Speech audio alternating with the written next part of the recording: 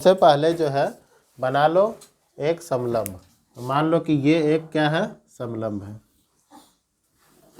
ठीक है, समलंब का नाम ए बी सी और डी। ठीक है, इसके विकर्ण क्या बनेंगे, ए सी और बी डी। ठीक है ना, यहाँ पर ओ है कि ई है, विकर्ण विकर्ण ई नहीं होगा, कटान बिंदु ई होगा। ठीक है ना, लिखा है। 12th क्वेश्चन देखो, हाँ 12th क्वेश्चन है ना। ठीक है ना, देखो क्या है, ए बी सी और डी में विकर्ण बी डी और ए सी बिंदु ई पर। ठीक है ना, विकर्ण बी डी और ए सी का कटान बिंदु क्या है, ई है। या इसको इस तरह से बोल सकता है कि बी डी और ए सी का, ए सी जो है एक दूसरे को ई बिंदु पर प्रतिच्छेद करते हैं। ठीक है ना, हमें इसमें गिवन क्या है, गिवन है सबसे पहले देखो कि ए बी सी डी समलंब है। ठीक है ना, ए बी सी डी हमें क्या दिया गया है, समलंब है। और समलंब से हम लोग क्या निकाल सकते हैं, समलंब से निकाल सकते हैं कि ए बी जो है वो समांतर होगा किसके, सी डी के। ठीक है, या डी सी के। तो ए बी समांतर है किसके, डी सी के। ठीक है, क्योंकि हमें दिया है कि ए बी सी डी क्या है, समलंब है। और साथ में हमें दिया है कि ए ई डी त्रिभुज बी ई सी के क्या है, समरूप है। ठीक है ना, त्रिभुज ए ई डी और त्रिभुज बी ई सी क्या है, एक दूसरे के समरूप है। तो यहाँ पे लिख दो, त्रिभुज ए ई डी व त्रिभुज बी ई सी, बी ई सी क्या है, एक दूसरे के समरूप है। ठीक है ना, अब देखो टू प्रूव क्या करना है,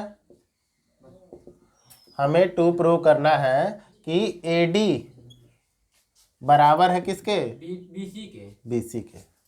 ठीक है ना, ए डी बराबर है बीसी के। तो प्रूफ देखो, इसमें से क्या बताना है, इसमें देखो हमें ये प्रूव करना है कि ए डी बराबर है बी सी के। दिया गया है कि ए ई डी त्रिभुज बी ई सी के क्या है, समरूप है।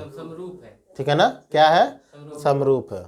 चलो, तो सबसे पहले इसमें हमें क्या करना है, देखो अगर हम देखें ए बी और डी को, ठीक है, और त्रिभुज ए सी और बी को, ठीक है ना, तो अगर ए ई डी में अगर ए बी ई जोड़ दिया जाए, ए ई डी में ए बी ई जोड़ दिया जाए तो ये क्या बन जाएगा, ये बन जाएगा ए बी और डी बन जाएगा। देखो ये वाला जो साइड है ए बी और ई, इसको जोड़ना है। ठीक है ना, तो अगर इस देखो अगर इसको जोड़ दें तो ये क्या होगा। ठीक, तो देखो त्रिभुज ए बी जो है, त्रिभुज ए बी हमें दिया गया है समांतर किसके, सी डी के या डी सी के। ठीक है ना, ए बी समांतर है डी सी के। और त्रिभुज ए बी डी और त्रिभुज ए बी सी, इनका आधार एक ही है, ए बी।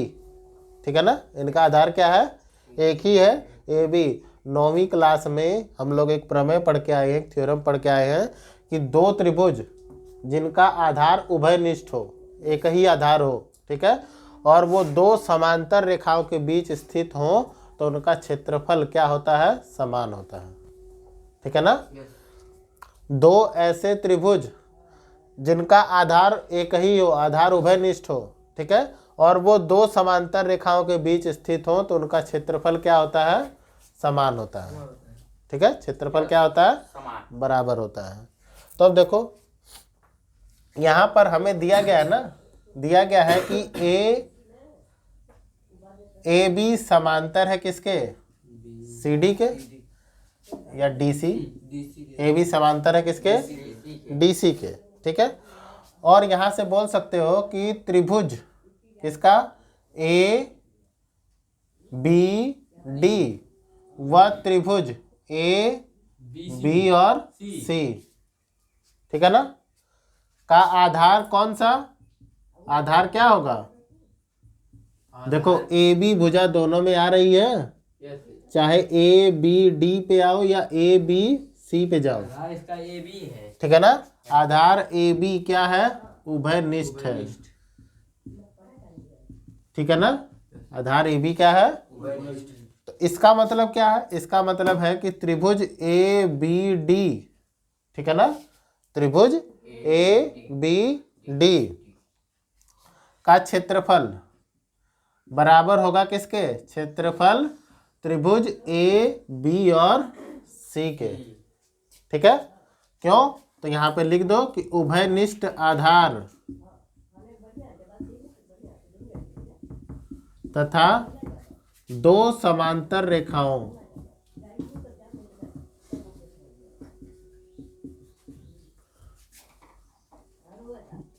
पर स्थित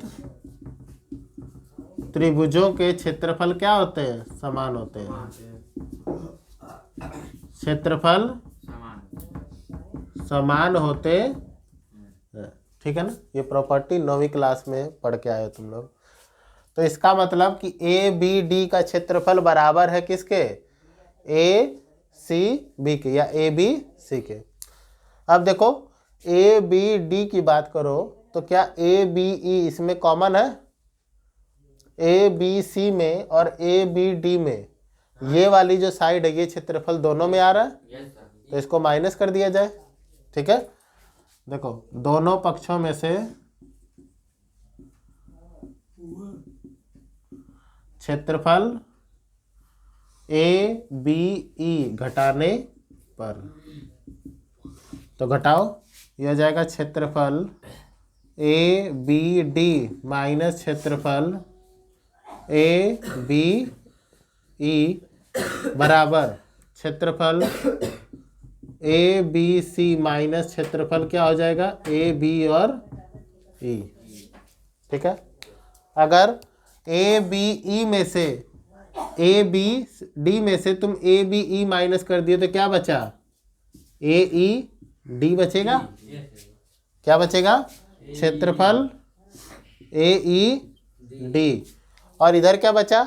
इधर बचेगा ABC में से तुम लोग माइनस कर दिए किसको? ABC में से माइनस कर दिए किसको? AE और B को, तो क्या बचा? BEC बचा, ठीक है ना। तो क्या बचा? BE और C बचा। क्लियर है? तो अब इसका मतलब क्या है कि AED का क्षेत्रफल बराबर है BEC के क्षेत्रफल के बराबर है, ठीक है। तो हम यहाँ से ये बोल सकते हैं, देखो हमें दिया है कि AED समरूप है किसके? BEC के। यहाँ पर AED समरूप है किसके? BEC के। और यहाँ से हमने क्या सिद्ध किया कि AED का क्षेत्रफल बराबर है किसके? BEC के, ठीक है ना।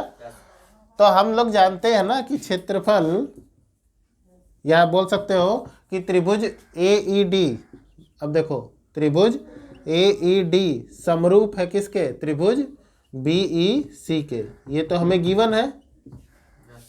अगर त्रिभुज समरूप हो तो हम क्या कर सकते हैं? इनके क्षेत्रफलों का अनुपात निकालेंगे, और क्षेत्रफल का अनुपात जो है वो क्या होता है? इनकी संगत भुजा के वर्गों के अनुपात के बराबर होता है। अब संगत भुजा क्या हो सकती है? तो AED की एक भुजा अगर AD लेते हैं तो BEC की संगत भुजा, इसकी संगत कौन होगी? BC होगी। तो इसको लिखा जा सकता है ना AD बटा में BC का वर्ग, इस तरह से लिख सकते हो। अब यहां से देखो, इसको मान लो समीकरण 1, हम लोग सिद्ध किए हैं कि AED बराबर है किसके? BEC के। AED बराबर है किसके? BEC के। तो क्या BEC की जगह पर AED लिखा जा सकता है? ठीक है ना। तो यहाँ पर लिख लो 1 से AED बटा में क्षेत्रफल AED, ठीक है ना, क्योंकि एक में हमें क्या दिया है, क्षेत्रफल AED बराबर है BEC के, तो BEC को हम लोग BEC की जगह पर AED आराम से लिख सकते हैं, ठीक है ना। तो अब उसके बाद देखो ये हो जाएगा किसके, AD बटा में BC के वर्ग के बराबर हो जाएगा, ठीक है ना। AD बटा में BC के वर्ग के बराबर हो जाएगा। तो AED से AD कट गया, यहाँ बचा क्या, 1 बराबर AD बटा में BC का वर्ग, या 1 बराबर AD का वर्ग बटा में BC का वर्ग, ये इधर आ जाएगा, ठीक है ना। तो हो जाएगा BC का वर्ग बराबर AD का वर्ग, वर्ग है दोनों कैंसिल, तो यहाँ से मिलके क्या, BC बराबर है AD, यही सिद्ध करना था ना, ये सिद्ध नोट कर लो।